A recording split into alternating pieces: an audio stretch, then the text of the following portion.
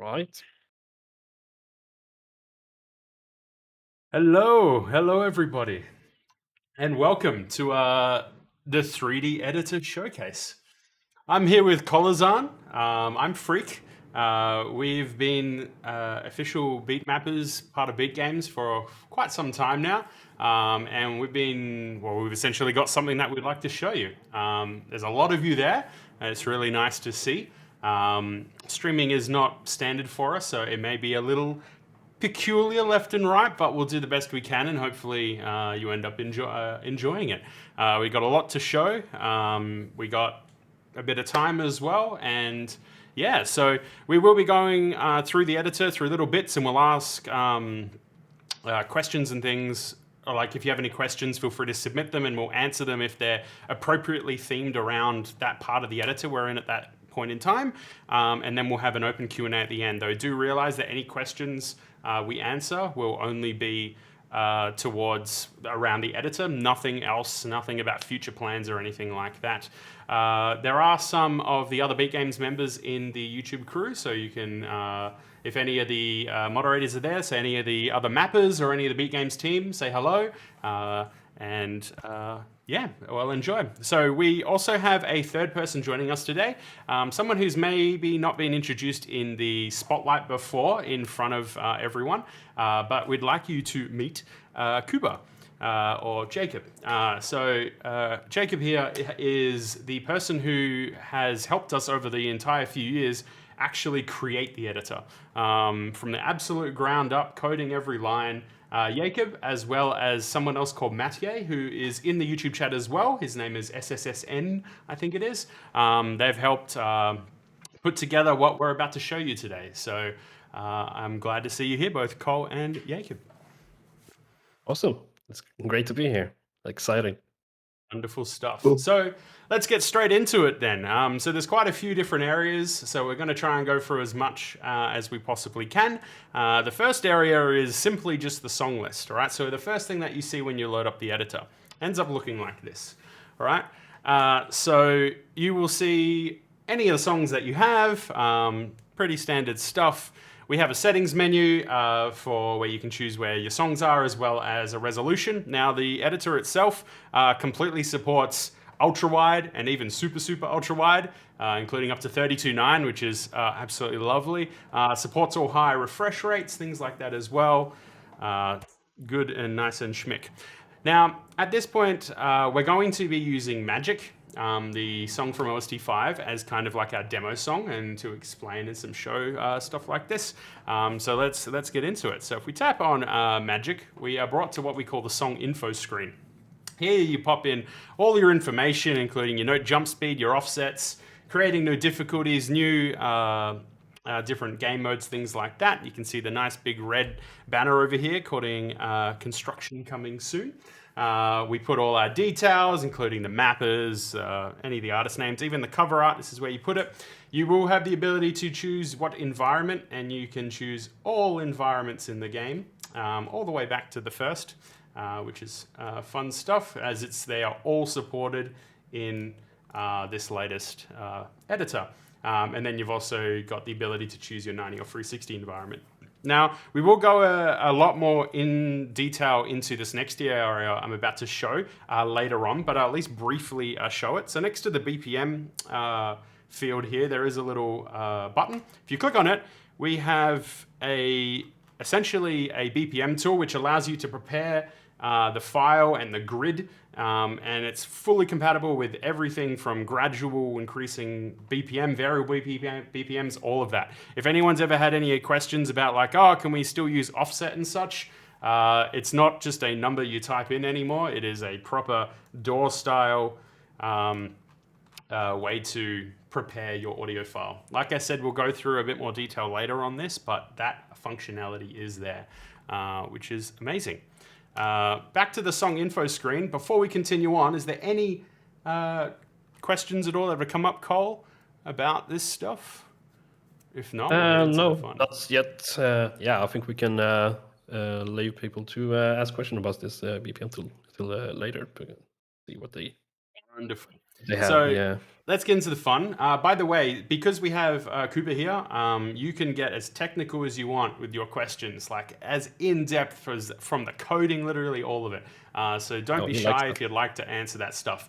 It may be answered later on, but again, don't hesitate. So let's load up the expert chart, appropriate difficulty, and we get brought to how the editor looks right at the beginning. So it's a lot of gray there, but I promise you it's a bit of an illusion because it is chock full of stuff. So just some basics. Again, I'm just going to go into all detail that I can. We got our back button. We'll get into this play bit here. We have different modes, so we can go between our note modes as well as all our lighting, different lighting modes. We can duplicate things from different difficulties in game modes. So if you'd like to copy every, I don't know, the lighting events, or let's say the walls from normal up to expert plus, you can do that. It's not just .dat file, manual copy paste or anything like that. It is the ability to choose exactly what you want copied across, which can come in handy.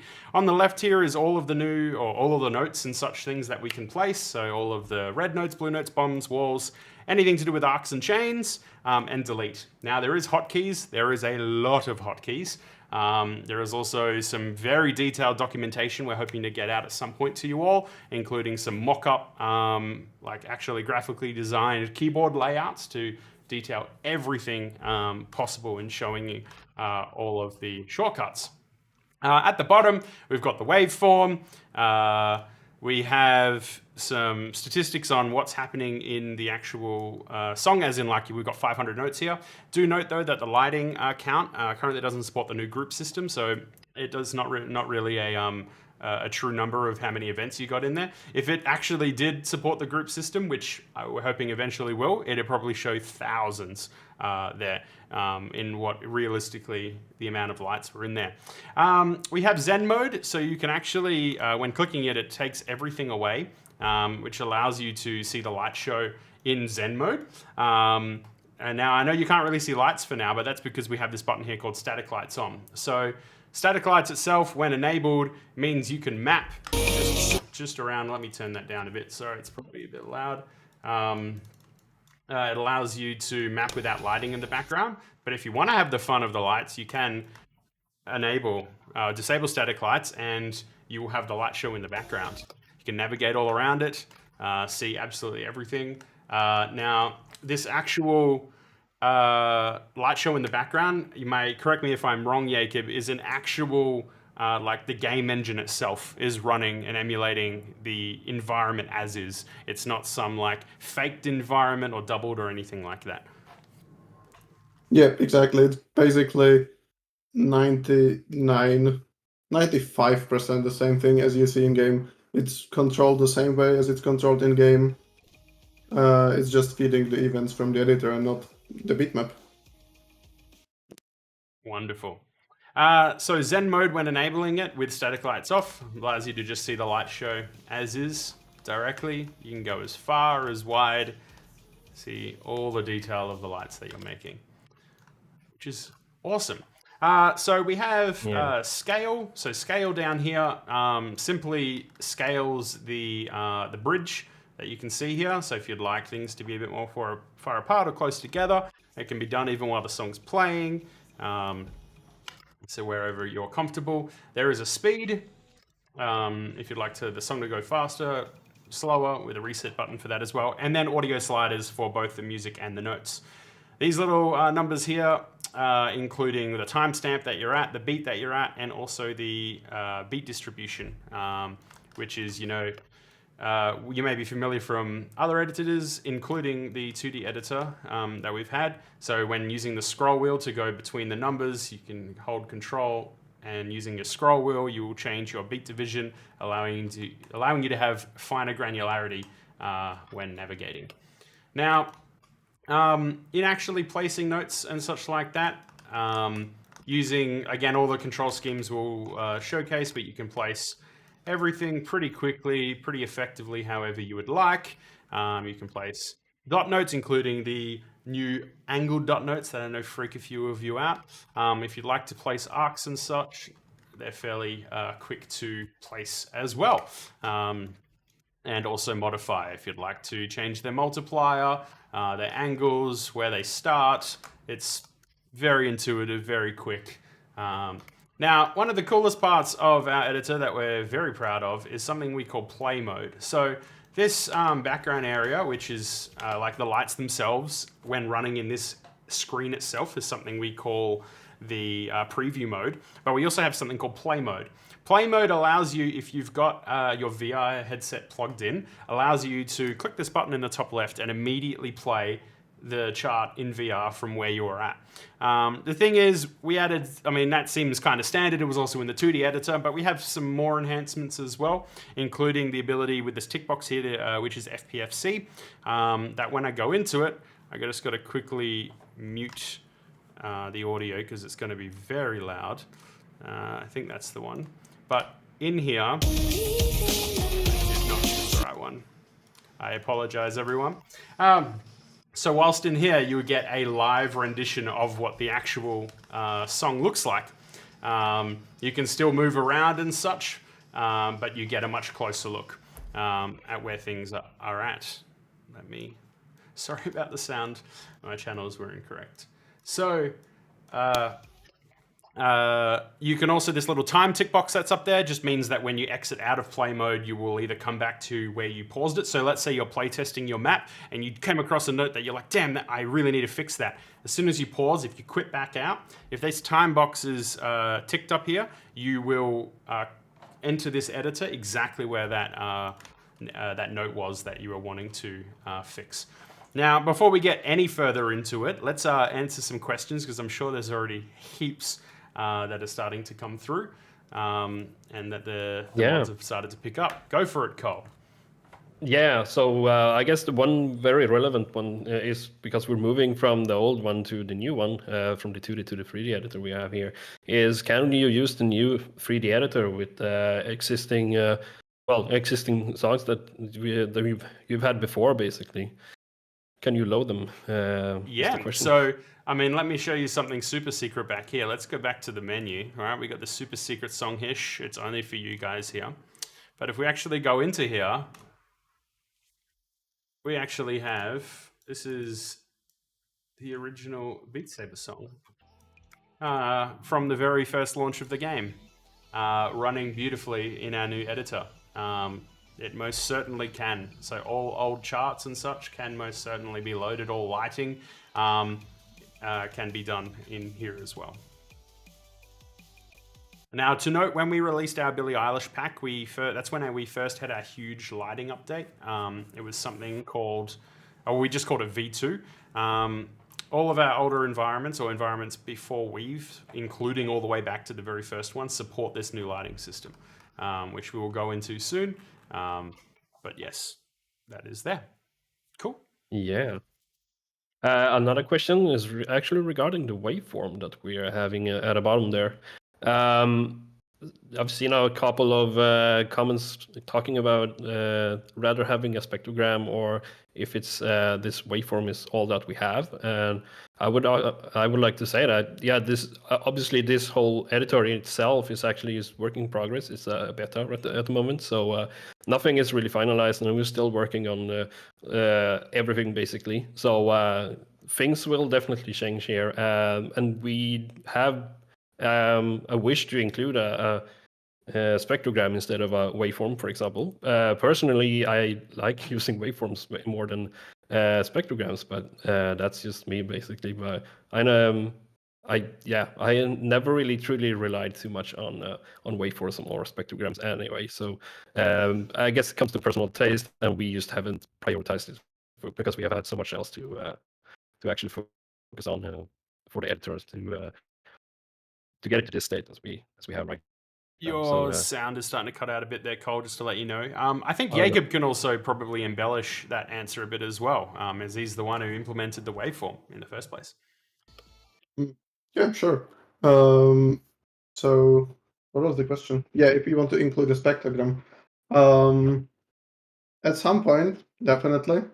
There's a few mappers on our team that are eagerly awaiting the spectrogram, and we have some improvements that will be going into the actual waveform, because As you can see, it's not really that detailed, and there's few things that are already missing, and that could be added, and they most likely will be added. Wonderful. Yes. Any next ones, Cole? Yeah, is the editor separate from the game? Is a question from someone here. Very good question. As far as I'm aware, it is not. It is part of the PC and Oculus PC, Steam and Oculus PC builds. Though there is a new command line launch if you want to launch it directly. So you don't have to go into the main menu, then click the editor button. If you wish to just go straight to the editor, there is a launch parameter for that. Yes. Yeah, exactly. You don't actually have to have your VR equipment connected when you go to the editor. But obviously, if you want to test your map, you will have to connect your VR. So yeah, it's very useful, especially for us. I feel. Let's see. Oh yeah, another question is: can we change the transparency on lane or node grid? That might be an answer for Jacob. I don't really know what that means, but well, I mean that if yeah. I think they're talking about these actual squares here and the lines at the bottom. If any of that can be changed. Okay, not currently. You can hide it as you can hide it, but currently no, there is no opacity change yet. No, at least that's our wish, to be able to have customizable options for the user, basically. Something we haven't really touched on yet is the keys, for example. They are currently hard-coded in a way, so you have to use the ones that we set the editor to use, basically. But for the future, we would love to be able to let the user customize them and apologize, Cole, but your mic is robotic again. I for a bit there. I think what Kolezan was saying is that there are stuff that are currently hard-coded, as is the opacity and like keybinds and shortcuts and stuff, but we are planning to add some more customization. Exactly. Indeed. Yeah, so and in regards to that as well, I will say, or I will admit, even when we very first got the first operational version of the note area of this editor, which I think was as far back as Interscope, but I could be wrong. I think that's when we didn't use it for mapping, but we could at least start going around with it. The first thing for me, other coming from the 2D editor and experience with other ones as well, was things like just its general look and transparencies and things like that. But found that naturally with anything, I guess, in life, you start to use it a little bit and you find it actually is pretty good. It's nice on the eyes, things like that. Yes, but customizable options for cosmetic kind of stuff, I wouldn't say is a priority right now, but we obviously would eventually love to be able to get that kind of stuff. I should have highlighted it at the beginning as well, but we'll just say it now. It's got the little text at the bottom. This is the beta version of the editor, so it isn't like a final release or anything like that. So there are going to be even perhaps some obvious kind of features that may be lacking or in ways, but with, for example, all of the editors, mappers, the official edit mappers, have used this editor in its complete full, including all of the charting, all the lighting from the start to finish, completely since the Gaga pack. And the lighting was done in Billy as well. So it is fully operational in that it can start to end, do everything you've seen since our Gaga packing, all the OST 5, all the lighting stuff, the mixtape and Fallout Boy. It's all there. Cool. Any other questions before we move on? Yeah, I have a question that pretty much touched on what you kind of talked about here. Is it possible to use the new lighting systems in the older environments, basically? So very good question, and we'll probably touch on that when we get into the lighting section, which is just next anyway. But we'll hold on to that question because I will answer it. Yeah, let's do that. Let's see. Pretty much, yeah. The editor is part of the game, so you will need the PC version of the game to run the editor, basically. That was another question that we touched on earlier. Can you set the cursor precision to triplets? Is one other question. Yeah. Oh, that is a question. Oh, I needed to scroll down. Oh, there is a few there. Yes, you absolutely can. There are quite So you can see the 1-1 distribution just here. If I click X, which is the hotkey, it goes to 1-3. Not only that, but even the grid in the editor itself will update. You can go your distribution all the way down to 1/96, which is intense. But yes. See what else there is. Can you make the preview wider or less wider? I'm suspecting they mean either the window you have now that you map in, or the play preview window. Assuming if they're talking about this here, like the actual window where my mouse is moving around, this is just your resolution set. I'm currently running it at an ultra wide resolution, so that it fits better for the stream with us down the bottom here. But yeah, you can run it just at 1080 or something. That will shrink. If you're talking about the bridge, we can scale it this way. As for like this way, if that's what you're asking, then no, that is not something, and I don't think that will ever be something. But Jacob could correct me. Yeah. I think there might be some unofficial way, like changing field of view inside the game, but it's not something that we are planning to do. Or like, yeah, probably not something like we want to focus on, but there might be a way, because since it's like rendering the same thing, same way as in the game, if you change some settings in the game, it will be reflected in the editor as well. So there might be a way, but definitely not something we are considering right now. Yeah. The one thing we did talk about that we had a wish on was being able to minimize or maximize, like bring up the waveform to a thicker window, basically, or just hide it all along so you can just get much more bigger preview, basically. So that's something we have talked about, and sometime hopefully get implemented as well, because that would definitely help if you have limited screen space, basically. So yeah. Exactly. Is it possible to switch arrows by mouse? Yes, I just exampled that. That's why I saw that. So everything can be done with the mouse, I think. I'm pretty sure, right? I've never actually tried to think about that, but I'm pretty sure you could disconnect your keyboard and you should be able to. I know? No, you can't play the song. Currently. You can't play the song. Yeah. You have to use space. That's the but best everything part. else, I think you can do by mouse. Yeah, these buttons are non-operational right now. So yeah, you can't play. Perhaps the most important thing. Wonderful. But you can at least make the map with it, and you can theoretically click the play button up here. You just wouldn't be able to play in here. Cool. Yeah, and it's definitely advised. It's definitely advised to have a mouse with a scroll wheel, because that's used heavily in this editor for sure.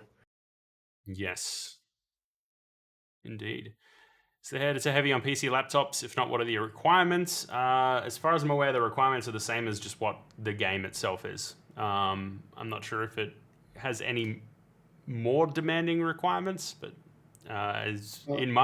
for example, I'm running it at even on a laptop, so a 3070 mobile. Though I also did try it on a 2070 mobile.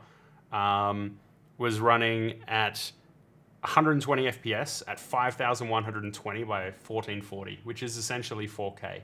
At home, on my 30 series dedicated, I'm running it at 240 FPS at that same resolution, and it's smooth as butter.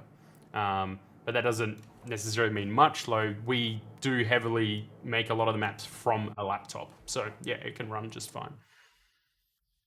Yeah, if your laptop can run the game, it will run the editor just fine, and the editor has even slightly lower requirements because it's just rendering less pixels. I just want to preemptively say that I see a lot of the same question coming in, which is an obvious one, which is when is it coming out?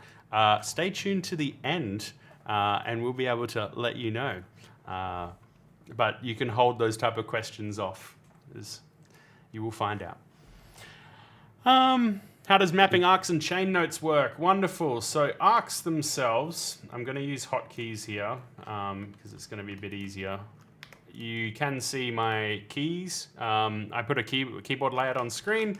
So you can kind of see, though, remember we will have documentation about it. But essentially, you place a note, just a standard note. If you'd like it to be an arc that connects to another note, you go and place that note as well. You go into arc mode, you can click it on the left or use your hotkey and just click one and then click the end. Bam, you've got an arc.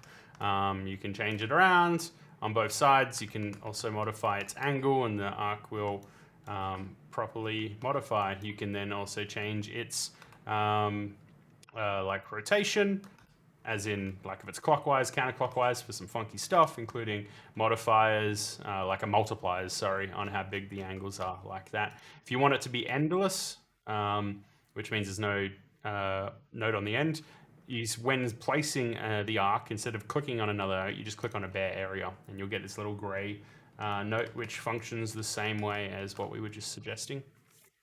But yes, chains are done in a similar manner. I can show them, though do be aware their visuals are not currently finalized, so they look like arcs. But in placing, you place a note down, you go to your chain mode, there's a hotkey for it as well. You click on it and then you click where you want it to end. You can scroll ahead in time or keep it on the same time. Once there, you can modify how many links it has as well as its squishiness, which all that type of detail will come in with documentation and examples and things like that as well. Yeah. Any more, Dan, that you'd like to? Here's a technical one for those who are interested in that stuff, basically. Is there any visual difference in file size? I would assume you mean the JSON data files that or DAT files that we produce with this editor, basically. I think I can answer that.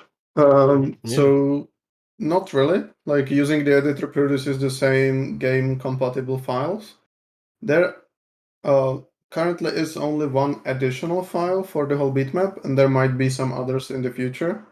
But currently there is one more file that's holding the BPM info. But other than that, everything that's inside the bitmap is supported by the game, and it has the same size as everything else. Yeah, I guess what actually increases the file size is how we're using the new functions, the new lighting system, for example, because we have group systems and we use them a lot, and there are a lot of individual events inside, both outside and inside these groups. So I have noticed a slight increase, of course, in how much we actually put into these files. So even though we have optimized it, how it's saved in the files, of course. So it's probably a bit bigger, but not too much. So it shouldn't really be a big difference there. Did we actually talk about the controller scheme, Josh? Because we have a question about how to adjust angles and what keys do you press to get? Let's go a bit through the control scheme then. I said we wouldn't touch much on it, but let's at least put it there. All right. So your number 1 to 5 is respective of what's on the left here, at least until the delete button. So 1, 2, 3, 4, 5. As for modifying things, it's all done with your Alt key, which allows you to drag them around. If you'd like to alter their angle, you just essentially using WASD, the same keys to choose your angles, inputting them down. F is to put a dot note. If you click F again, it'll become the angled dot note.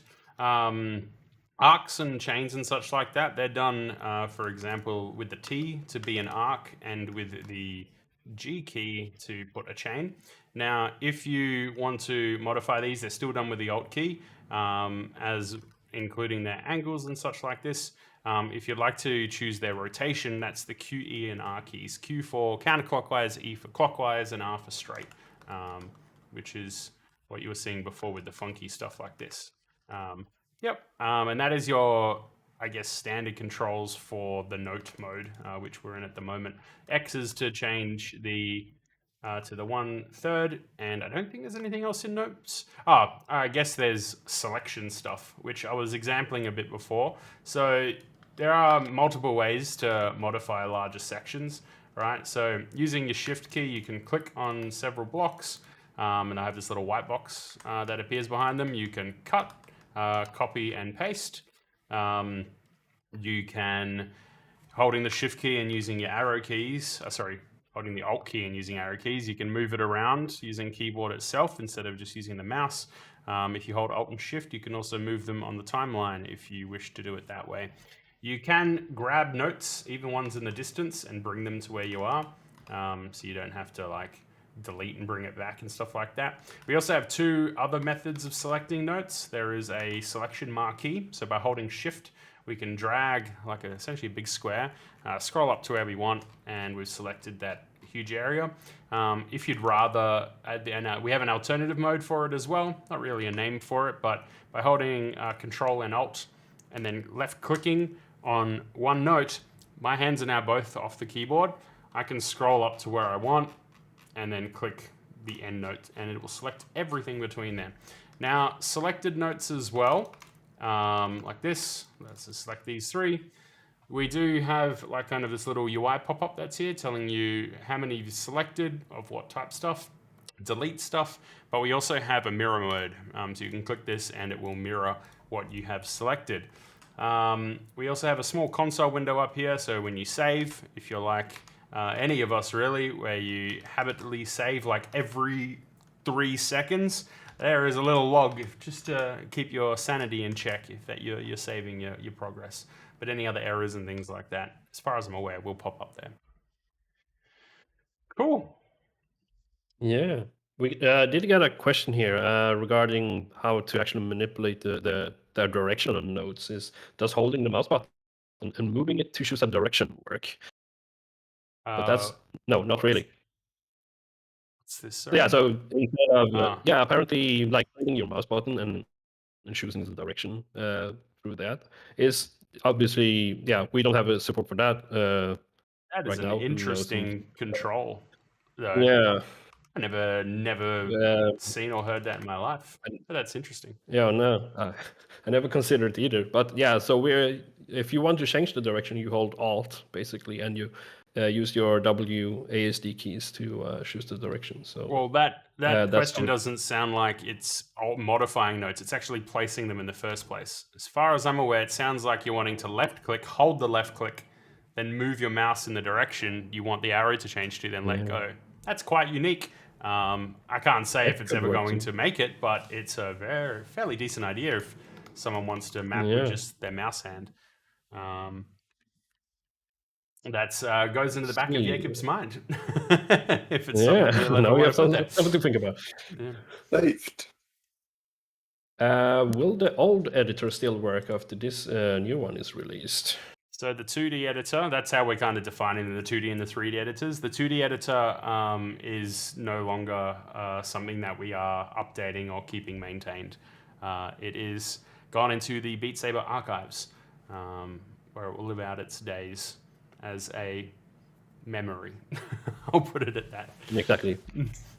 But like we touched on earlier, you can open old files or songs you've made in the 2D editor, and they will open perfectly in the 3D editor. So yeah, transition is easy. Wonderful. Yeah, you think we should continue to the next interesting area? Wonderful. Okay, so let's get into lighting. So lighting itself has actually 2 different modes. We call it basic or static event mode, as well as the group event mode. Now, I'm actually going to load up a different... what's the best way to showcase this? Actually, before we get into lighting, I'm going to show the Bpm tool a bit more. And kind of show what it's like to start from a song brand new. And I'll also choose an environment that has a good, I'll choose the Fall Out Boy environment. That way we've got a good, decent chunk of groups, but both lighting systems in place. Cool. So let's go back to the beginning, right? So when we're here, if we want to start a new song, we click this plus on the left. Now you can choose some things, right? So I'm going to choose a song, or this audio file is what I used for the Lady Gaga tutorial, environment tutorial. But let's say I just do not know the BPM. Like, theoretically, it's not needed with how this new BPM tool is used. So I'm just honestly going to put like 100, right? I've already loaded up the audio file before. Once it's here, I'm going to click Save and Open, right? Let's call it some stuff like fill in some of these details. I'm going to choose the environment. You'll see these little stars here as well, and this little blue dot that appears in the top left. These are showing that you've got unsaved changes. So if you hit Control S, you will save where you're currently at. So let's go into the BPM tool. All right. Do you want to save them? Yes. So now that we're in here, I put a random BPM in, and I don't actually know what the BPM is at all. Maybe this song has variable BPM, all these kinds of things. What you can actually see here is these little gray lines. We call them markers, right? In this main middle view right now. These gray markers don't line up with what the music itself. I'm actually going to turn the music down a bit so it's not too loud. Yeah, you can hear the metronome click in the background there, and it is not in time with the music at all. So this tool doesn't just allow you to help variable BPM and all that kind of fun stuff. It also essentially replaces any need for a song offset because you can essentially artificially create one using this BPM tool itself. Now, I'm going to at least prepare the file. Detailed documentation on how every single thing works in here will come out hopefully fairly soon. But for now, I'm just going to kind of quickly get it set up so we can get onto the actual lighting stuff. And you can, this stream will be available on our channel afterwards, so you can come back to this and see how some things work. Now, I'm actually have not used this BPM tool too much, and so if there's anything I'm doing wrong, Jacob, please feel free to cut in and let us know, because this was actually a fairly recent addition. It was recently used with the Fatboy Slim song in the mixtape, which was a Kolezan song, and he added hundreds of markers to get that variable BPM working, but works quite well. Anyway. So what I'm essentially going to do is I can drag these markers around, which will also drag ones in the future. I essentially want to choose a beginning beat of where I want to start mapping. Now, listening in the background, there's no real beat until about here, which is also shown from the waveform itself. It actually doesn't matter too much. If you don't know where the exact point is where a beat or a song will start, like exactly, really doesn't matter. It doesn't matter even further if you plan to not put any notes in there. But what we can do is essentially split the entire song into smaller regions, right? By using this split tool up here. Now, where I split it, right, is actually dependent on these next options here, including snap, no snap, rounding, and such like this. I just realized that snap is forever pushed down, and I cannot select that. Bug alert. What's the hotkey for snap? Do you remember, Cole? I think it's 3. No, wait. No, it's that's just label, Josh. That's just a label. Oh. Yes, on the snap. Yeah, those are, yeah. There we go. Well, you did say you didn't. There's no bug there at all. Snap is the title of what's down below.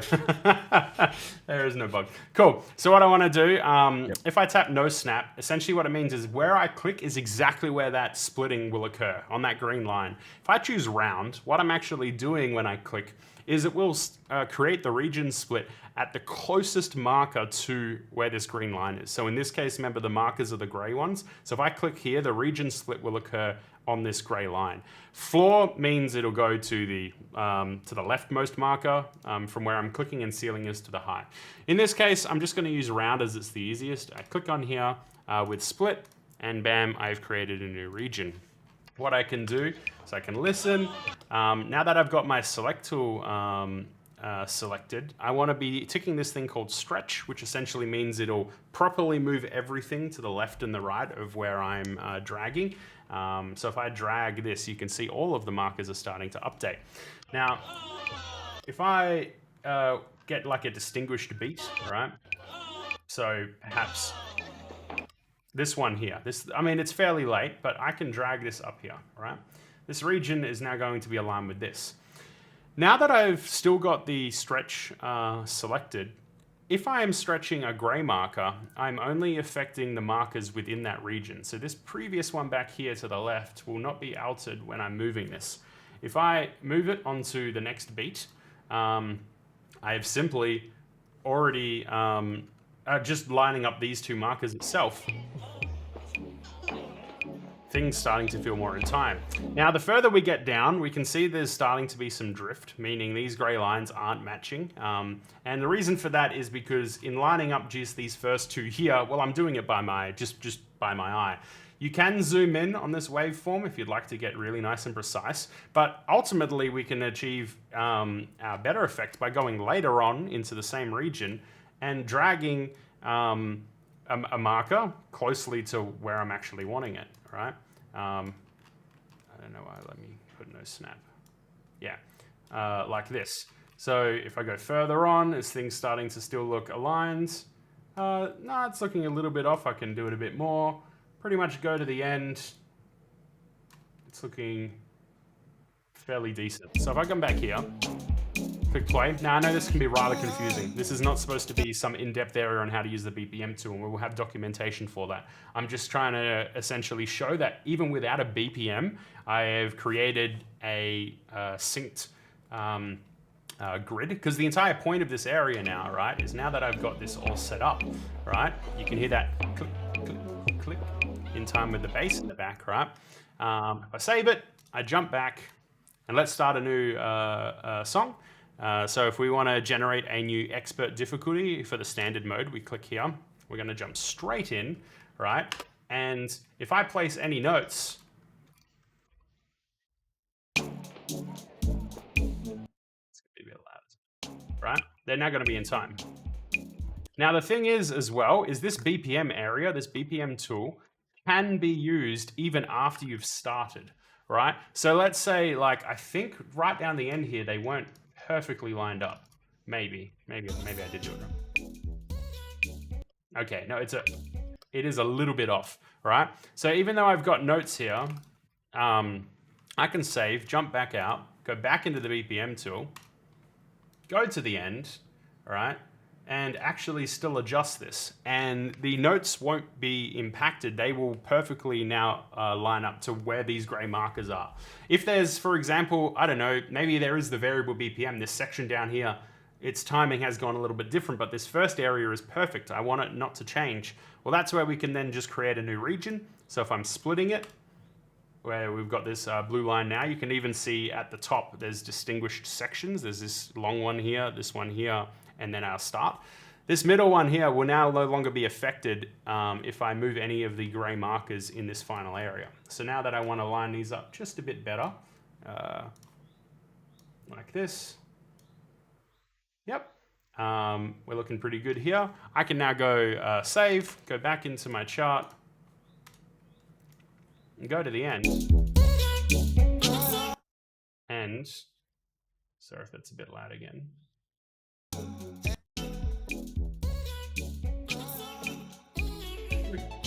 We are now in time. And I didn't like lose or screw up any of the notes that I had placed. It's not touching any of my notes from original here.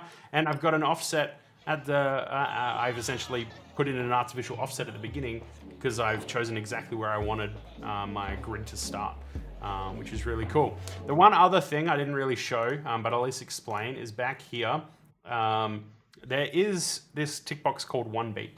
What 1 beat does when enabling it is when you split something, you're actually making that entire region you've split a single beat long. So the benefit of this, or what it's used for, is when variable BPM is occurring, but it's gradual, right? Which was what Kolezan had to deal with with the Fatboy Slim song, where there was like 40 seconds or so where it's just getting faster over time. What you can do is you can click on one beat and essentially, literally like, if I've got it set right, I can like click there is where I want. Oh, I shouldn't have done one beat actually for that. Let me create a new one. Yeah. So let's say the gradual BPM is now occurring from where I am here, right? Instead, then try like clicking on the end and trying to line up all the markers. I can manually click split and choose exactly where those beats are that I want them. This even means if you are someone who, I don't know, for whatever reason wants something like a double time section, right? You could literally go through and create that double time exactly as you want, half time, all of it. Right? You could you could theoretically not even care about beat, right? You could go through here and every time you know there is a note, like an audible peak that you're wanting like this, you can click on them all. Like, I'm not advising this is the way, but I'm just showing the kind of power, right? You can go back through to your chart and where that section was, wherever it is. I didn't take mentally note where the numbers were. Oh yeah, they're about here, right? You could place your notes when placed on these numbers, so 154, 153, will be exactly where you put those region markers on. So just a theoretical possibility of the power of the new BPM tool. Whew. Sorry about that. Yeah. It's probably one of my favorite tools with this editor, though. It's so simple yet so powerful. I had a lot of fun when doing Rockefeller on this one, and especially being able to just adjust timings after the fact, and knowing the only thing you had to mind basically is that keep the beat count the same. Otherwise, you will have to go back to your level basically and move all the notes if you added or removed any beats in the BPM tool basically. Yeah. And also, yeah, one of the questions that popped up here is, do you still have to like add silence to your audio if it starts too early? And to answer that is, the BPM tool only shifts where the nodes and objects spawn or where they are in time. It doesn't change the audio whatsoever. So the audio has to be correct, or at least as correct as you need it in the beginning of the song or level, basically. So yeah. Exactly. So if you have a song that has a hot start or something like that, then yes, at this point you will need to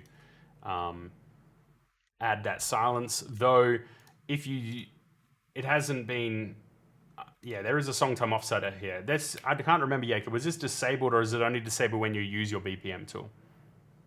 No, the song time offset is disabled by default. Okay. Like it won't. If you have some song time offset in there, it will keep it, but you can't change it. There is one problem right now, that if you have song with song time offset and you want to use the BPM editor, it doesn't play well.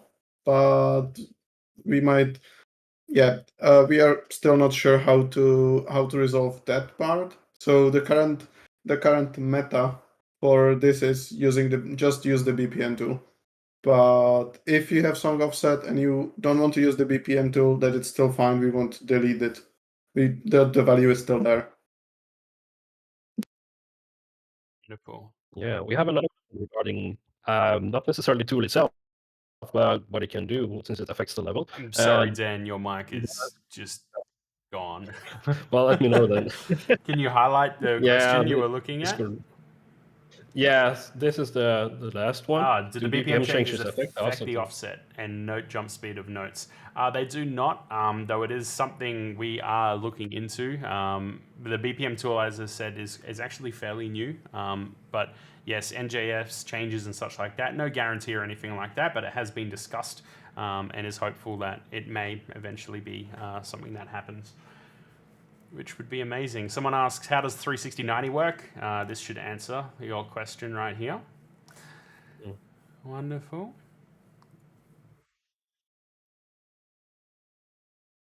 Can the waveform be scaled, manipulated at A2D52LL? I must admit, I have no idea what that is. Jacob may know. Something happened here. I think that's just No idea. yeah, the waveform can't be scaled outside of the Bpm tool, but since you saw you can scale it in the Bpm tool, there's a pretty high chance that it will be possible in game one day, probably at the same time as spectrogram or some more detailed waveform. This is a good question for Jacob. Is there going to be a way to use the game's note model for the editor? I'm noticing they don't look the same. The model is actually the same. Like, it's the same note. There might be a different lighting and different effects that are not being applied in the editor, and we are not planning to change it. Like, I think this is something that's completely not an issue. Yep. Agreed. Reflections are a little bit different, but I think it's basically, yeah, it's just visualization, so we are definitely not planning to do much about that. Yeah, another BPM related question is, like you touched on earlier, but we can point it out again, is that the initial BPM you insert when you create the song is only, well, it's used there and then, and it sets the BPM. But if you change it, it's only for the user interface, basically. It's only what's shown in the song info in game. And once you, if you need to change it after the fact, you need to use the BPM tool and you to adjust the BPM, basically. So yeah, it's it won't show a range or anything like that at the moment, at least not. And yeah, set it to something appropriate if you're using the BPM tool, basically. Wonderful. Create chain blocks. We've had that in the past, so you'll be able to look at the replay if you want to look through that stuff. Yeah. Is there a vision block and double down check? So error checkers is something that we are looking into. It's something that has been planned from even the design stages of the editor, and so hopefully eventually will come. Would it be easy to sync the notes of the song when the song doesn't have a stable BPM during the song? Yep. Hopefully we exampled how easy that is. No matter how crazy your BPM or anything like that is there, we most certainly can. When you bulk select many notes, can you move them position or in time together? I don't use it that much, but I'm assuming you can. So if we go like that, yes, you can. That should be possible. Yep. Left, right, up, down, and in time as well. Yep. Yeah, that works. It's very powerful. Wonderful. Does mirror function offer alternate modes like mirror in time, mirror only positions? Mirroring is simple at this point in time. So it is simply like you're just on the vertical axis, like left and right, but it will invert your notes as well. You can naturally invert a note's color just by middle mouse click, and there's also another way to do that as well. But for like the actual mirroring mode, it's just simply like that. We'll be setting to do different inputs. Like a custom control scheme. Cole mentioned that before. It's something that we will eventually hope to do or planning to do, but not at this point. Any kind of customization is very low on the priority list. There's a lot still need to be done, including things like the 360 and 90 mode, things like that. All right. Yeah, one thing we can mention quickly, I suppose, is what file formats the editor supports. It's currently WAV and OGG Vorbis. And I think that's the only thing that we ever plan on using. Maybe Cuba can help me with that. Yeah, currently it's wave.wav form and OGG. And I think for cover images it's only PNG so far. Yeah, there we have that. Oh. So, okay, well, it looks like we're there. So, yeah, cool. Let's jump into the next area then, which is lighting, right? So, And we'll answer some of those questions about lights as well. Now, lighting, there's actually two different areas for it. Like I was mentioning before, we had our lighting, let's call it version 1, which is what was in the game since launch, all the way up until our Billie Eilish music pack, middle of last year. So for those, what's that, 3.5 years or so, we had just a standard lighting, let's call it version 1. Now, we upgraded that during, and this is when we also announced the editor, if you remember seeing that that video during the Billie Eilish tutorial, environment tutorial video, where we showed that the lighting could support stuff including fade and such like this. That is now still existent, and that is a system where when we upgraded version 1 to version 2, it was like it replaced version 1, right? So the old system is gone, but version 2 is available and can be used across all environments all the way back to the very, very beginning of the game. So the first and triangle, big mirror, all that completely supported. Now, I have a button selected. No. So when the OST 5 came out and we brought out Weave, this is when we introduced our version 3 lighting, or what we call the group system is the main part of it. Now, the group system is what our last stream was about, and it's very powerful. The thing about it, though, is it is essentially in addition to the version 2 lighting. So version 2 hasn't become version 3 or has been replaced. It uses a lot of what version 2 was about, but it is its own thing, meaning environments since OST 5 have come out. There are these environments that support the new system. Now, these environments that are new, that support the new system, they, like I said, they don't get rid of the old system. They use both, right, in tandem with each other. And it's dependent on how the environment is designed and such. So, for example, we're in the Fall Out Boy environment right now, which I've just realized doesn't let me. Bug time. I don't think I've ever had a bug here.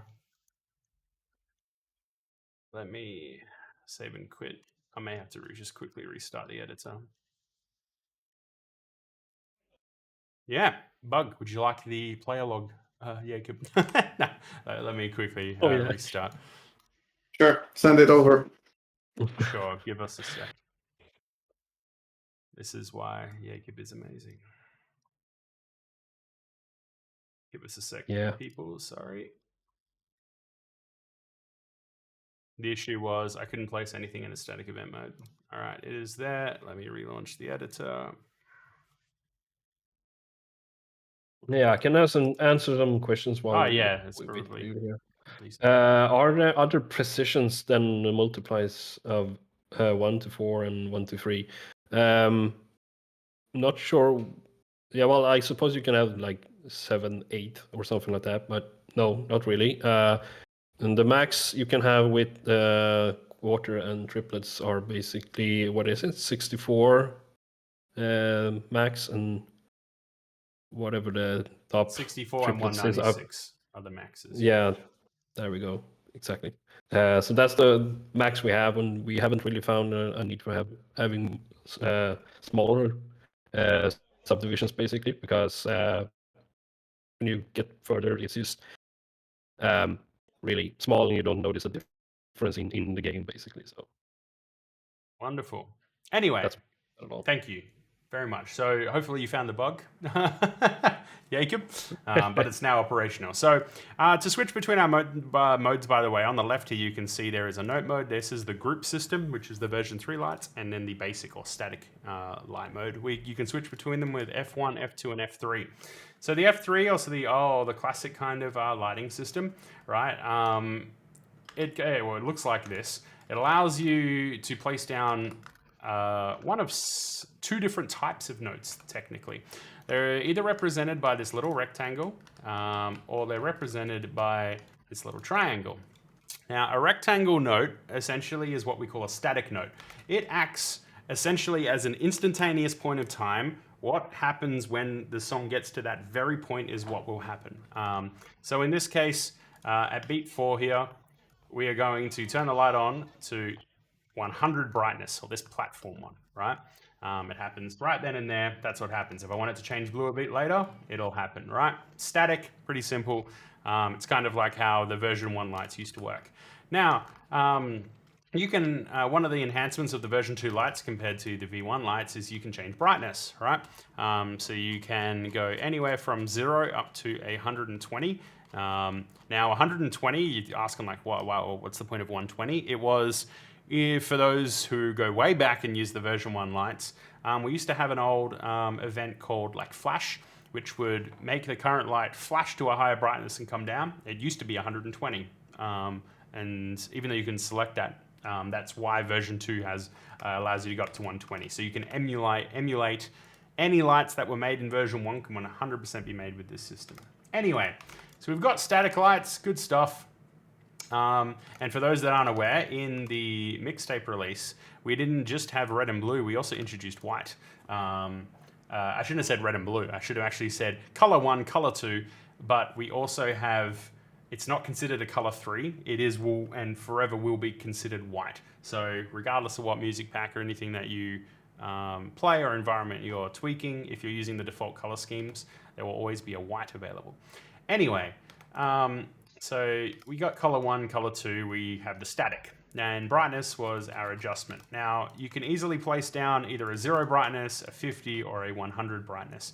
You can alter these by holding Alt and using, if you've got a numpad, you can immediately jump to the tenths if there's a specific brightness on the tenths that you want. Otherwise, you can use Alt and scroll if you want to have the highest granularity of exactly where you would like that. Now, the more powerful part of the version 2 lights was fade, right? So, which is represented by this triangle. How a fade note works is it actually takes the note that's before it. So let's say this is a 100 brightness static on, and I put this blue triangle or this fade note here.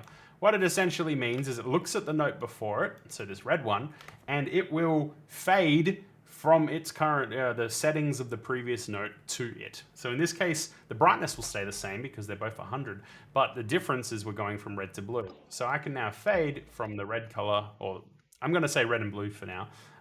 We're fading from the red color to the blue color.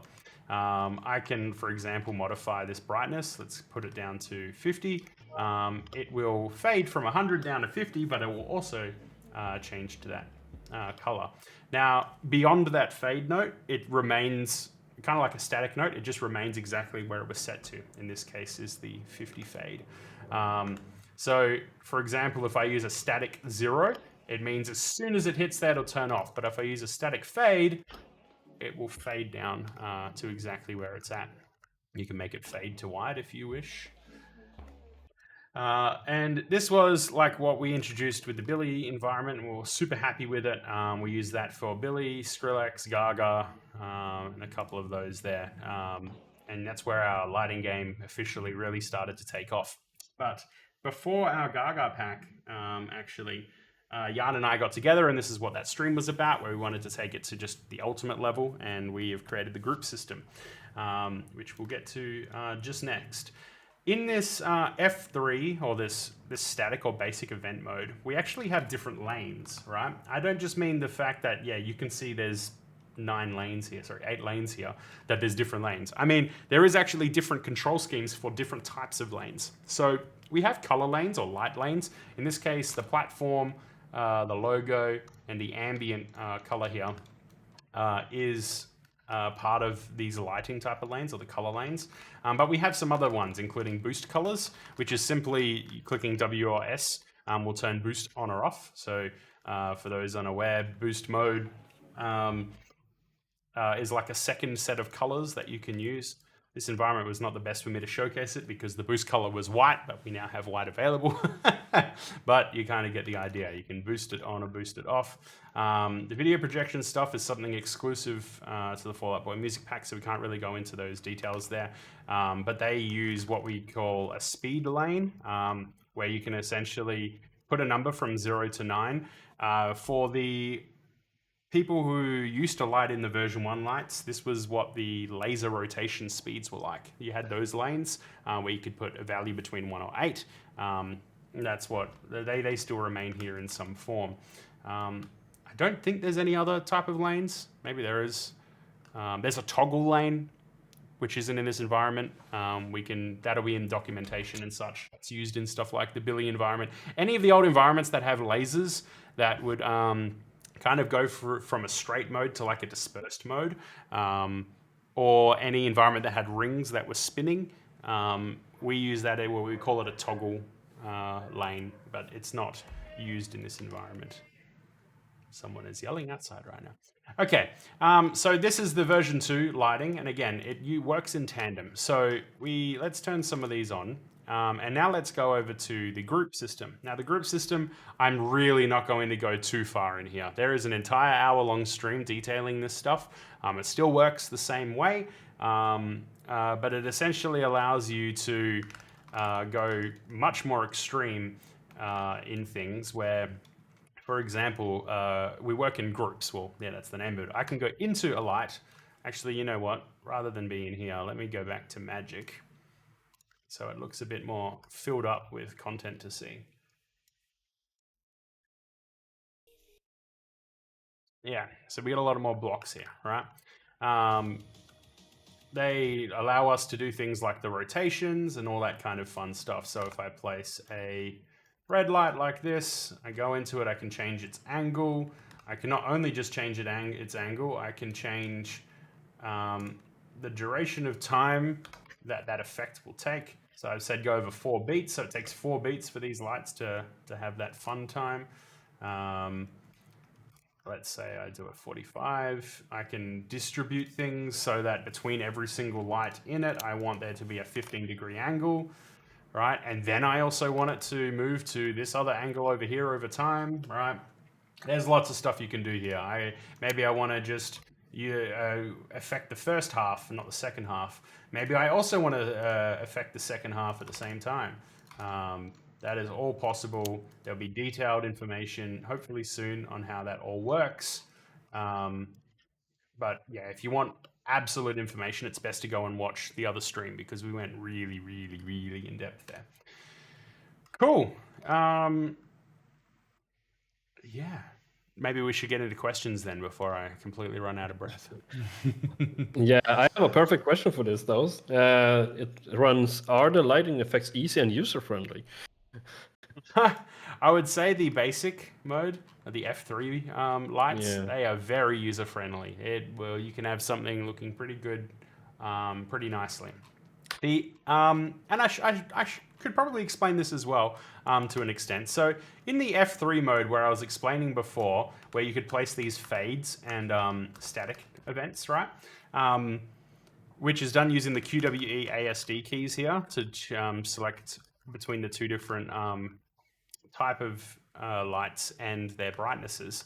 These hotkeys work the same in the group system, right? So I can also place, for example, a static here, a static 100, let's put it at red, and the lights will essentially respond exactly like the basic system. If I want this to fade down to 50 blue, right? We're watching the purple ones over here right now. They are fading just fine, right? The power of the group system is that I can go into a block and add some much finer detail. Like maybe I only want the very first light to be doing it, all right? Like this. So the power of the group system is that it can be simple if you can still map it or make things in the way like the version 2 system, which I mean, I'd like to say I feel is fairly intuitive. It's when you start getting into specific lights and especially rotations and stuff that it can get a little bit, like there is definitely a learning curve there. But it's not necessary to know it to at least play some stuff. Like you can literally, as long as you have, I know the timings of the song, which are these lines, right? You can, honestly, you could just place some random stuff around, even when it comes to rotations. Place some stuff there and you can get some stuff happening. Yeah. Cool. Yeah. Let's rotate back to one of the earlier questions that we had about the lighting and environments, basically. Is it possible to use the new lighting system on the older environments? Yeah, so very good question. I did answer it a little bit before. So the very old environments, so let's go back, not into this one, let's go into the Super Secret song, which is on the very first environment, right? If you notice, if we go to group mode, there's actually no lanes here. So the old environments, and by old I mean anything before Weave, do not have the support or functionality to use the new group system, but they do support the version 2 system, which we introduced with the Billy update. So you can do stuff like fade. So if you actually, I mean, I've loaded up the Beat Saber song at the moment, which is actually included even with the 2D editor, and also included alongside the 3D editor as well. Everything in here is just going to be 100 brightness because it's loaded up the 4 or 5 year old chart where brightness was not something that could be altered. But now you can alter that kind of stuff, and it works just fine. Cool. Yeah, we have a. Yeah, do you want to go more technical into well, not technical, but showing more of the Full Out Boy environment, or because we have a few questions about that. We certainly can. There is nuances to every single environment. There is. Yeah. So they all work a little bit differently, especially since I would say the Gaga pack things have gotten a little bit different. But for example, flames. So when you go to the group system, by the way, these are not just the only lanes. No way.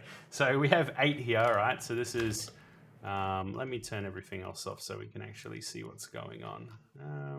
Bam, bam. F2.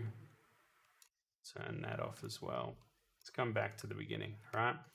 So we got left platform. I'm not going to go into every environment, but yeah, let's detail this one. All right, so we got the left platform, we got the right platform. We also have these left and right lasers, which can also have their angles controlled, right? So that is that stuff. We then have these other pages, which you can either click on right here, or you can click tab, right, to go between. So we've got the top stage stuff all the way to the very top. And they all have rotational control as well, which is good fun. We have the side panels. These were my favorite parts of the environment, right? Because, yeah, you see 48 lights just there, but, you know, you can go into one. And with a single number, I'm just going to write the number 4 here. Bam, I've got a cool effect that's happening. In this case, each light is lighting up over a duration of 4 seconds. I've also have some more lasers in the background that you can control. Now you've also got the fire lane, so fire is possible to use and play with, right? It is group system based, so you go into it if you want to control like individual flames and such like that, but that is there if you wish to use. Now, one cool thing about the group system and how Jacob has made this is this isn't possible in note mode, or even the F3, like the basic event mode, but in the group mode, let's say you create a specific angle, you know, it's doing something cool, and you want to essentially put this onto something else. Like you can copy and you can paste, that's quite fine, but we do also have duplication. So if I select this and Control D, it will duplicate across the lanes. I can also select both the color and the rotation and it will duplicate across the lanes as well. Even cooler, I'm not sure if it works here. No, it might be broken in this build, but duplication will also only duplicate to lanes that you would want. we make it by design, but naturally where you would want it to duplicate. So for example, in these side panel ones, in this same page, we have these background lasers. But you know, when I duplicate one of these background lasers, I don't want it also duplicating to these side panels. It's currently broken in this build, but I swear it's working, it's operational. That's not something that you'll have to deal with. But yeah, if you duplicate here, it should only bump to here. But yeah, so that's one environment we're running through. Hoping to make more actual tutorials like I've done over the years, but for more group system ones, things have just been incredibly busy. But all those details per environment basis. I'm not promising anything, but if I get to it, I hope to get to it, we can have that stuff there. Whew. Yeah, those videos are up on the on the official Beat Saber channel, exactly, aren't they? Mm-hmm. The Beat Saber official channel, where you're watching this stream right now. Oh, is Exactly. So we have a few color questions actually about the editor. I got a question about how do you change light nodes and wall colors. That is something that is set by the color scheme of the environment. So you will get the colors unless the player overrides the colors basically with their own setting. You will get the environment scheme. So we don't have any support for actually making specific color changes for a specific song. It's all tied to the environment basically. Also, if you are working on the environment, we are loading the default color scheme for that environment. Yeah, But so you can you see might Josh be placing yeah. red and blue. Yeah, even because when we work with it, we basically think of it as primary and secondary and white colors. Same with the nodes basically, because it's easier to remember the blue is on right and the red is on left basically than having to, like when we work with the new color scheme, having to remember which was what basically. So it just makes it easier for us to quickly get up to speed with it. I can't say it's impossible that such a feature may not come. I would say, at least for the notes, there will forever be red and blue. That'll never change, I don't think. But at least Yeah, for the lights, we may touch in that the blocks may respect the colors, so it's easier to visualize what's actually happening. But that'll be a Jacob thing. yeah. There's few problems.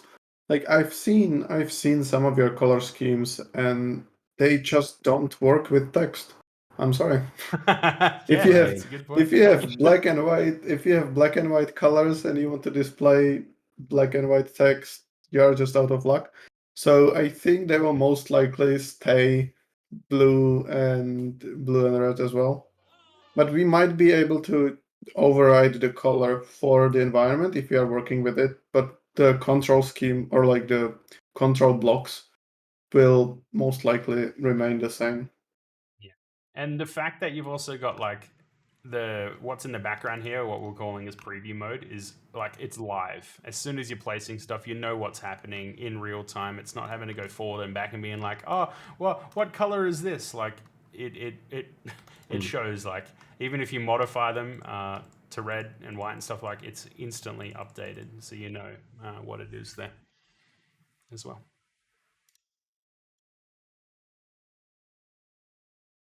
Yeah, we have a question about environments themselves. Which ones are available in the 3D editor?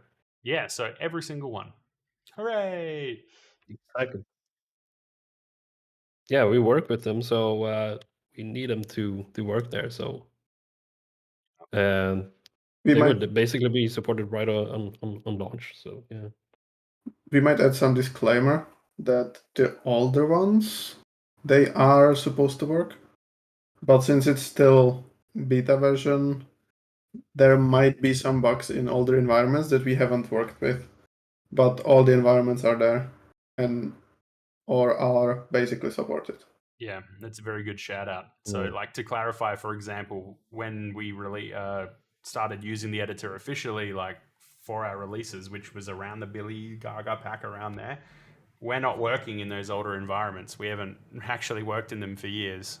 There's been no need to. So there hasn't been as much focus or in testing all those kind of things. So, I mean, once we end up releasing the editor, when people get to play around with it, like, absolutely let us know if you find any super big or problematic ones, so we can get that. As for your questions about when it's coming out, stay to the end. We will say, so you can hold those questions back.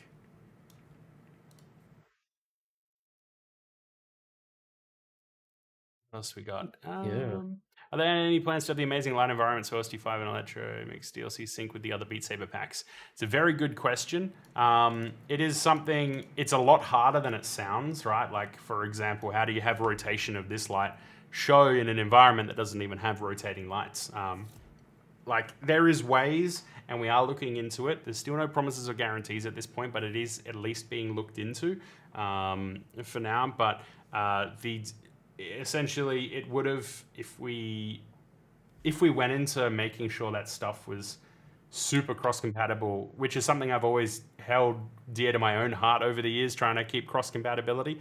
But if we needed to fully go out, it would have impacted the quality of the environments of Weave and Fallout Boy and such like that. They wouldn't have been as incredible if we had to nurture the cross-compatibility as stringent as we have been over the years. It was more important to have them feel amazing and incredible as possible.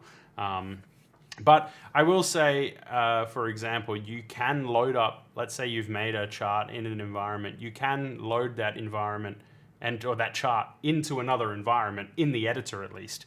And it won't delete any data from the background.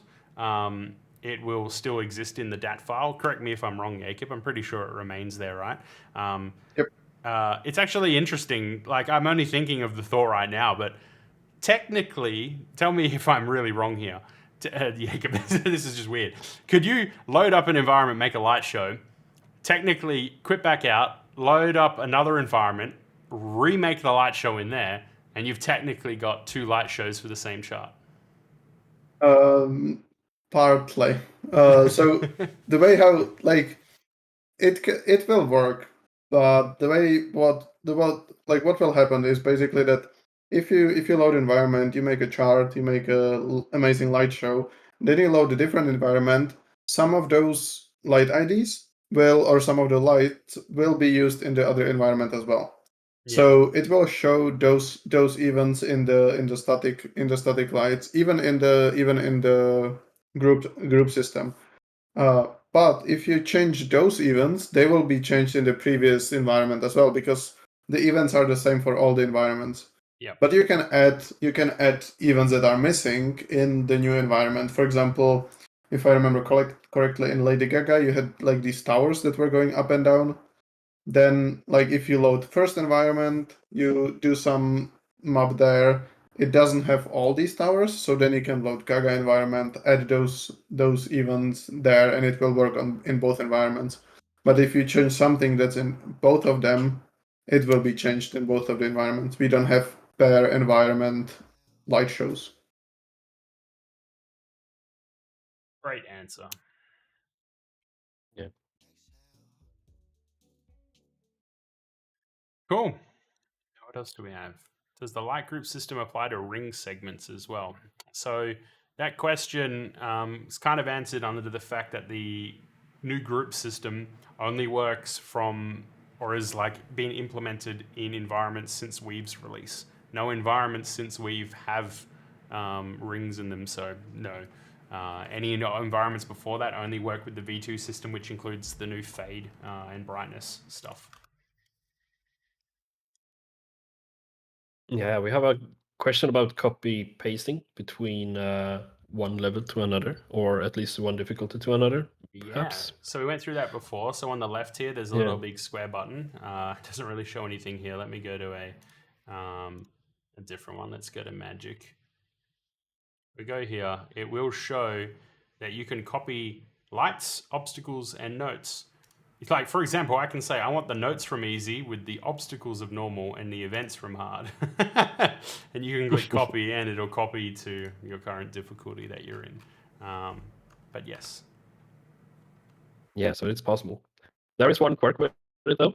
If you have a one Saber level and you want to copy from the difficulty of standard, they aren't showing. So going from that, we know there are quite a few issues, and we have them written down so far. But for sure, if you find anything, don't hesitate to tell us, basically, because we might have missed something. Wonderful. All right. Well, I think we've probably gone through all of. Is there any major area I'm missing in the editor that either you can think of? No, I think we pretty much covered everything. There's one thing in the groups that I don't know if we covered, but what about the small toggle on the left side at the bottom? Yeah, I forgot to do this in the last stream as well. Totally forgot it. Yeah, I think so. So one thing that's always been, not always, but to an extent always, I guess, an issue with lighting and stuff in general is, for example, let's say I have this. It's probably not a good good setup. Let me go to just a fresh chart. Okay. So part of the group system, right? Let's say I turn these lights on, and I have them at this angle, and I've got this honestly filled out just like really kind of crazily. I got some weird stuff happening, step and offset. I got several event boxes within this of doing, you know, different rotations at different times. One of these has a loop on it, like this stuff is crazy, right? And it just looks normal anyway. Let me delete some stuff in there. That's sections. Let's go 2, 1, and 2, 2, right? Does that even work? 2, 1. Okay. We have something just different happening, right? Like it's weird. It's weird stuff, right? But all these angles that I put in here, all these settings, they're really hard to keep track of. It's like, oh, I've got this 45, like this stuff is happening over time, and now I want to make a new effect up here. I want everything to go to 90 degrees, and then, you know, I want that 90 to change into a 270.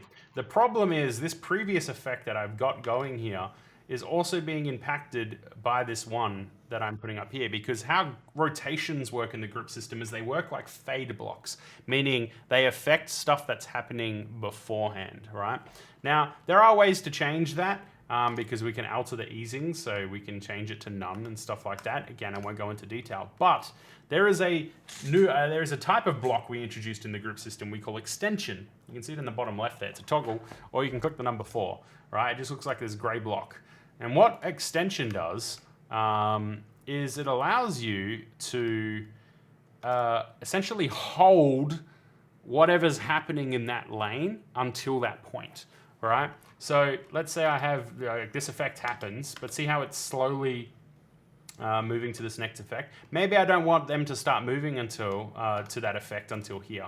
I can place an extension block, and what happens is this will do its effect. It will remain.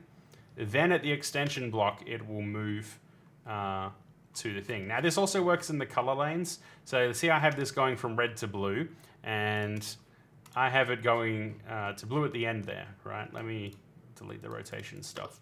It's going to fade to blue over that time. But let's say I don't actually want it to start fading until, you know, here. I could, for example, be putting another 100 red static in there. That is a very standard practice thing in lighting everywhere. You're duplicating your own blocks later on, right? But it's a little odd. You have to know what block to put down. So instead, you can just use the extension block. It will hold on to whatever the previous block is to that point, and then the effect will occur. Now, that may not have been what Jacob was alluding to when he said the toggle. Maybe. Okay, it was. Cool. Yeah, that was exactly the topic. Awesome. I'm not sure if it was explained in the last stream, but we also do have a strobe mode, which is part of the group system. It's not part of the basic events, but it is part of groups, which essentially means, so if I got these lights on, at this point here, maybe I want them to strobe. Classically, you would have to, like, you know, do some funny stuff where you go like on, off, on, off, on, off, on, off. Or, you know, some editors and stuff may have to actually generate a bunch of blocks like that. But when it comes down to it, that's essentially what it was. What we now have is the ability to, on the left here, you can see it, we can strobe itself. So if I want to create a strobe, there are hotkeys for it as well, somewhere. I thought it was, yeah, there it is, F, right? And I want to strobe a 1/16 rate. I can pop it there. If I click play, once it gets to here, our lights are now strobing, which is amazing. Even cooler about strobes is we can graduate them. Oh my God, it's not a term to be using. We can make them change from one rate or frequency of strobe to a different frequency by using our fade system. So if it is a fade node instead of a static one, right, I will be going from no strobe to like a 1/1 strobe, 1/2 strobe, 1/4 strobe, 1/8 strobe, up to that 16. So that strobe, let me put it much later to example it better. But you'll see the strobing, it'll start off really slow and then it'll get faster and faster and faster until it reaches strobe. It works in the other way as well. So if I want the strobe to turn off, but not instantly, I can slowly make it come back down until it just remains on. Awesome. Anything else, Dan? Yeah. No. Only have other questions regarding mapping itself or chain and arc nodes if we want to do some general mapping and game dev questions. Oh, so we're back. So we're to our bonus questions now. Okay. So at this Yeah, point, we've been- I'm gonna hide the editor, right? I don't know why, but yeah, it's a cool background. In this regards, we'll now open up the QA. Just be aware that it is for only things that attain to the editor. So we won't answer anything else, just the editor itself. If you have any questions for the three of us, remember we have the dev who coded it themselves. Feel free to ask away. Our moderators will start collecting those questions. We already have a couple here. We'll try and answer them as we can. Can you make a chain head on its own without any of the actual additional chains for less emphasis mapping? I think you'll find that's just called a note. Like would be a half note basically. Yeah. Yeah, you can create the smallest amount you can is 2, which includes the head and a single link. We don't have plans to have no links as part of a chain. I mean, I say that, but Jan can come up with some funky stuff. Maybe he'll want that. I like the idea of less emphasis mapping, but theoretically, the fact that we've added more emphasis mapping with these new the new note types has now given you that space to also less emphasize things as well. Want to answer anything? Another question is about how is it harder to map with the arcs and chains basically? Was it difficult to develop those? To develop them. Okay. So yeah, arcs, specifically arcs, which we did call sliders for a very long time. They were in like a creative design. This is, I shouldn't get into it because this is supposed to be about the editor, not really anything else. But arcs and chain notes, arcs were developed over many years. They had many iterations. I even still have a paint drawing of my first idea of how sliders would look in Microsoft Paint. We have it to this day. And they really started getting serious and like playable around the Skrillex pack, but we then polished them a lot more up until then. Chains was not a last minute, but it was in those last couple of months developed because arcs, or what we called sliders at the time, they would initially, half of their reason was so that we could replace what the community ended up using for a while, which was this. We never used them officially because we always knew we would get official sliders and stuff. Oh yeah, I don't have the editor up, sorry. This kind of pattern. We wanted something that could replace these. After we finished the production of sliders, or arcs, sorry, we realized an arc couldn't really actually do that job. You know, the sliders don't, arcs don't feel that amazing when they're super short. At least not how we were wanting, which was like several individual vibrations or debris and stuff like that. So we then got into development of chains, and that is the backstory of them. Amazing. Yeah, it's an amazing addition. Yeah, another question that we touched on earlier was how many sets of colors are available in the editor, and basically any color that the environment you shows is using. That's what you get when you when you map with it, basically. So you have to use a player color override if you want to have a different one, but that's up to the player what they want. So you are using whatever the environment has, basically. Exactly. Can you use all the environments in the editor? And yes, every song pack that is released will have, you are able to use them basically, both as an override as a player or in the editor. So yeah.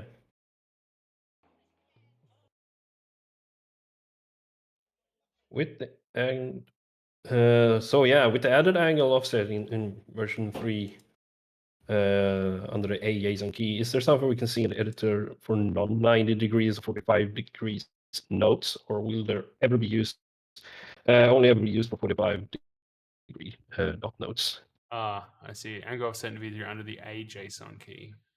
We can see. I see. So yes, Basically, yes and no. The yes is that the hotkeys themselves. Let's go to EDM. EDM was fun. All right.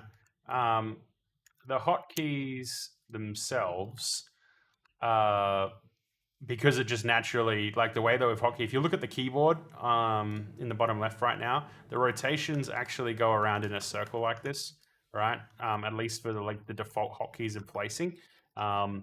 So they are naturally 45 degrees. Though if you use Alt and Scroll, like if you want to modify them, you can modify them with the granularity of 5.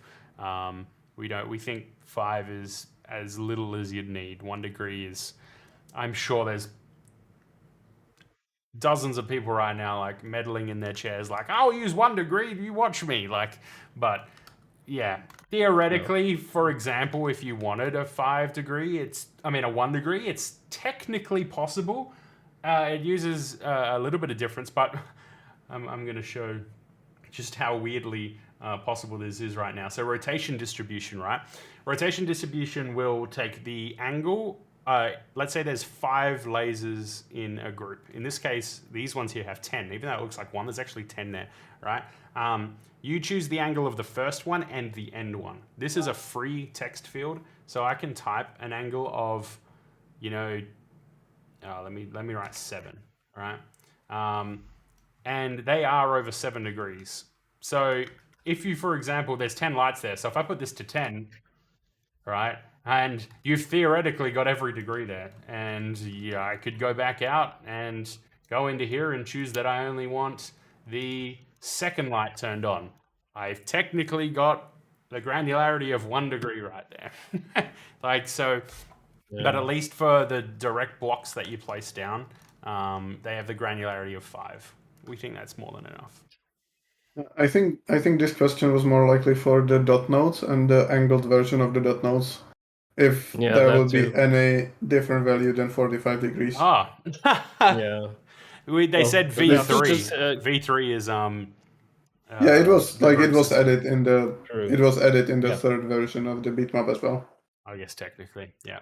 My bad. Yeah, My but bad. I guess which I think currently it's only for the dot nodes, and never say never, but not now. Yeah. Yeah, I would. At least from a design perspective too. I don't think we definitely need more angle to any of the nodes, because the good hit angle basically is too generous anyway. So anything less than 45 is kind of moot in a way. So I think that answers that question basically. That type of question is the same thing of asking like, hey, well, even the arrow notes have more angles. Like, why would dot notes have different angles, but arrow notes not? Yeah, I don't see that ever changing, if I'm honest. No, it just creates visual complexity that's unnecessary for a player. So definitely no plans on having more angles. So yeah. Can you pause? So yeah, everything you see in the editor basically, when you pause the preview, if you have a fade in between, you will see exactly how it looks like in between those fades. So it's possible to see quite a lot of detail when you put your lights into the show basically. I also think this was more like a question that if you are fading from blue to red, if you can pause mid fade with the color, so then you have like purple color, which is not possible. You will always end up at the end of the color. So like if you go from 100% blue to 50% red, it will go through purple, but it will always end on a red event node with 50% brightness. But Yeah. you can't stop in the middle, even with the extension blocks, because they don't work that way. Yeah. It You would can just move the start point. You can technically hold brightnesses, obviously, because you can just set them. But yeah, color transition is not something you can hold. No. You guys trying to cheat your way into RGB? You know, the I'm sure closest that's cheat fine, we yeah. currently have to RGB, even officially, is in this environment itself. These single source lasers, so these one where there's 10 in them, you can technically, for example, it's better if I show it as a boost color, because we have red and we have purple, right? But if I was to set, let me first just spread them out so it's easy to see, and then add two sections. So let me click plus, section 1, 2, 1, and 2, 2, like this, and set those to red, right? Technically, if you combine them together, their hues will match, and hey, look, now we get pink. So there are some weird little ways that you can cheat colors, and because we also now have white, you can do the same thing. You can combine the white to get different levels of alpha, theoretically. But yeah. Yeah. But it has to be sources that use multiple, groups, basically. Then you can make that happen. Can the new editor make songs that work, or levels that work with older versions of Beat Saber? You need to make songs that work with older versions of Beat Saber. That's I think that's a good question. I think I can answer that pretty simply. Most likely no. The way how the editor works is if you load an older bitmap, it loads the bitmap just fine, but if you save it, it will save it into the new new format. So basically, it will always save the newest format that we currently supporting in game. And of course, game will always be you will always be able to load older bitmaps in the game. But if you make a new bitmap in the editor and then you save it, it will always have the newest format, newest version. Mainly because we are adding some features, and yeah, that's not a way how to make stuff work.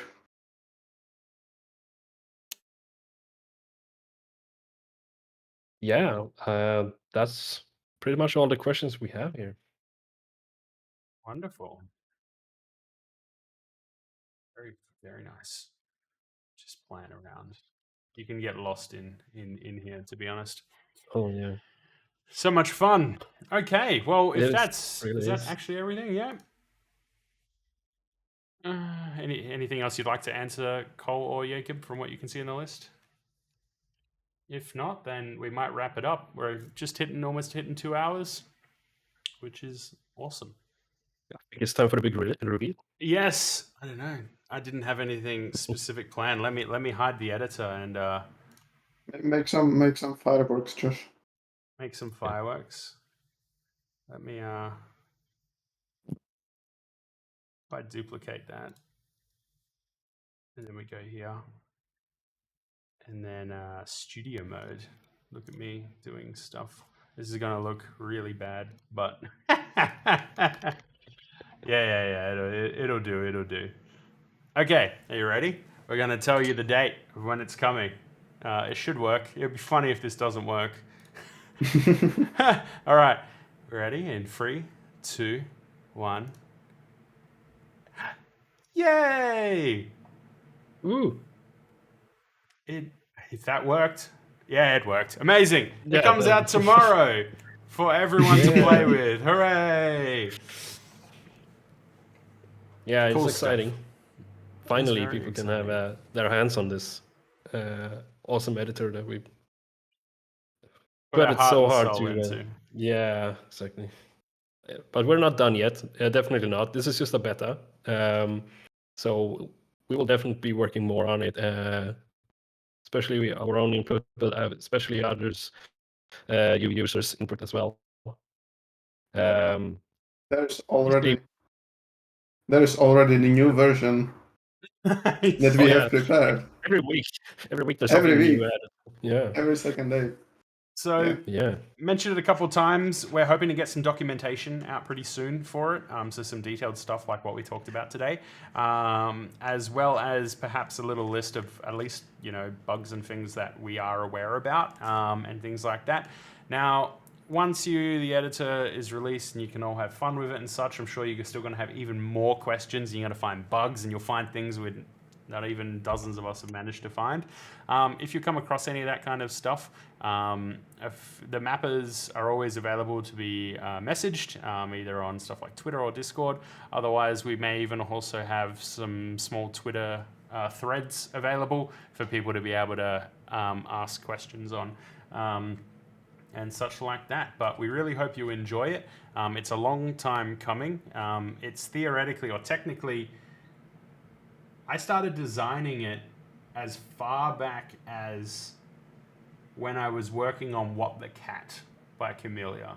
So I don't know when that is, but it was my visit to Prague when I first sat down and started to design it. And then it had a full iteration made, or at least a somewhat operational, and then that got scrapped and Jacob got hired and fully has made it as fleshed out and incredible. All of the mappers have been part of the development as well, and ideas and testing and all of that. So everything you've seen in the game since at least the Gaga pack, when it comes to lights and notes and everything, has been completely done, including all the amazing weave and EDM and Fall Out Boy lighting. It's all possible. Now, with the release itself, we are also including Magic as an unlocked song and beat map as part of the editor. So you will be able to use it to learn how all of the lighting effects and such like that were done in it. So you'll be able to see all this. If this little vocals on the side, see these little white ones, the ones that sing in time with the music, right? You can go into them this is the complexity of the group system. It looks like a single block, but you go into it and there's hundreds, if not thousands of them inside it, right? To get those little effects. You will all be able to see how they're done. You can't see the editor. That's, imagine that. I have to clarify. The custom song will be there, but it's not there tomorrow. Okay. Just so people are not looking for it. You're right. Because it's not there yet. Apologies for that. I thought that was something tomorrow. Okay. No, it'll be in the first patch after. What I was showing is the group system looks like this. It's just a single block, but you can click on it and go inside, and there's dozens, if not hundreds, of blocks in here. And all of this is just for those white lights on the side. In fact, that's only half of them. But cool. Yeah. Yes, we hope you're excited. We're excited. Any other questions on that, reach out to us on socials. Keep your eyes and ears out on the Beat Saber official Twitter thread and Facebook and Instagram for when the editor drops. We hope you enjoy. Thank you very much. Good evening, good night, good morning. I've had Kolezan and Kuba here. Thank you very much for joining us. Bye-bye.